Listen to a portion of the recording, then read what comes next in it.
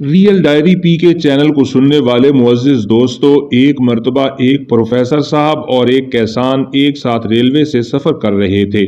सफ़र की बोरियत दूर करने के लिए और कुछ रकम हासिल करने के लिए प्रोफेसर साहब ने किसान से कहा कि चलो हम एक खेल खेलते हैं। हम दोनों एक दूसरे से सवाल पूछेंगे, जिसको सवाल का जवाब मालूम ना होगा वो 100 रुपया देगा।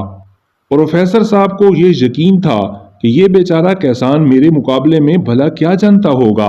किसान ने कहा, ठीक है, लेकिन मेरी एक गुजारिश ये है कि आप चूंकि प्रोफेसर हैं, बहुत कुछ जानते हैं और मैं एक गरीब किसान हूं। अगर आपको किसी सवाल का जवाब न आता हुआ तो आप 100 रुपए देंगे, और अगर मुझे किसी सवाल का जवाब न आता हुआ तो मैं आपको सिर्फ 50 रुपए दूंगा। प्रोफेसर साहब ने मंजूर कर लिया। पहला सवाल किसान ने किया कि वो कौन सी चीज है जो जमीन पर चलती है तो 2 टांगों पर चलती है और हवा में उड़ती है तो उसकी 3 टांगें हो जाती हैं।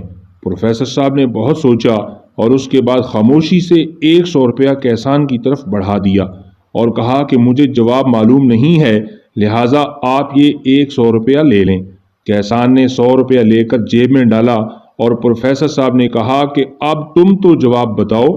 किसान ने 50 रुपए प्रोफेसर साहब की तरफ बढ़ा दिए और कहा कि इसका जवाब मुझे भी नहीं आता, लिहाजा आप ये 50 रुपए रख लें।